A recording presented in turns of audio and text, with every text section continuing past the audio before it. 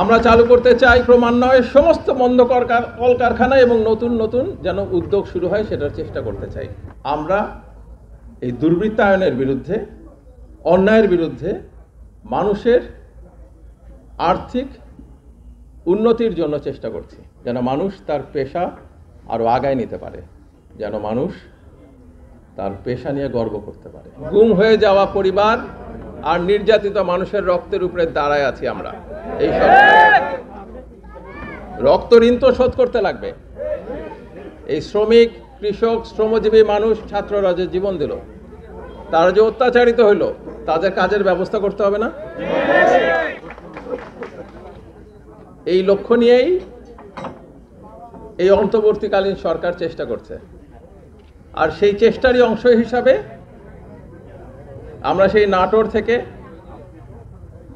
দিনাজপুর থেকে আপনাদের এখানে আসলাম এই ছাত্র গণ অভ্যুত্থানের সমন্বয়কারী এবং এখানকার যারা রাজনৈতিক সংগঠক, ফ্যাসিবাদ বিরোধী রাজনীতির সঙ্গে থেকে নেতৃত্ব দিয়েছেন তাদের কারণে, এবং আপনাদের কাছে আমাদের কথা পৌঁছায় দেওয়ার জন্য যে আমরা বন্ধ কলকারখানা চালু করতে চাই।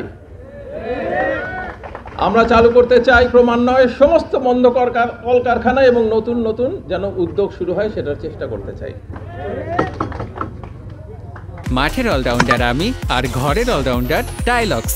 টাইলক্স টয়লেট ক্লিনার, ক্লিন মানেই টাইলক্স। আমরা সেই লক্ষ্যেই কাজ করছি। কালকেই চালু হবে, পরশুই চালু হবে, এরকম বক্তব্য আমরা দিতে পারি না। কিন্তু আমরা যেটা পারি সেটা হচ্ছে এই উদ্যোগগুলিকে আগায় নেওয়া। এতদিন তো বন্ধ ছিল, তো 4 বছরের মতন কোনো কাজই হয় নাই, এবং এখানে অসংখ্য মানুষ তাদের পেশার থেকে সরে যেতে বাধ্য হয়েছেন। তাদেরকে আবার পেশায় ফিরে আনা, তাদেরকে উন্নত মানের বীজ দেওয়া, তাদেরকে তাদের মজুরি যেন আখের মজুরিটা ঠিকমতো পান এবং যৌক্তিক পান সেটার ব্যবস্থা করা।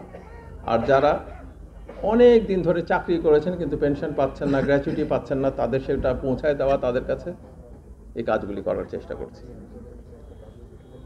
করার কারণেই কিন্তু আমাদের এদিকে আসা। আপনারা বিশ্বাস রাখেন, ইনশাল্লাহ আমরা সেটা করতে পারবো আপনাদের সমর্থনের সহযোগিতায়। আর সবচেয়ে বড় জিনিসটা হচ্ছে আমরা এই দুর্বৃত্তায়নের বিরুদ্ধে, অন্যায়ের বিরুদ্ধে, মানুষের আর্থিক উন্নতির জন্য চেষ্টা করছি।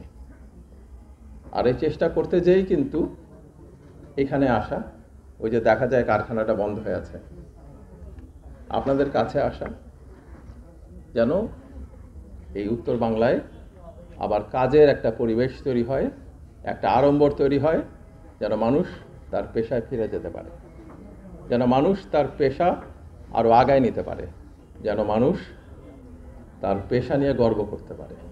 ছাত্রছাত্রীরা তাদের যেই অবদান রেখেছেন সেটা যেন আমরা তাদের এই অবদানের যথাযথ স্বীকৃতি দিতে পারি।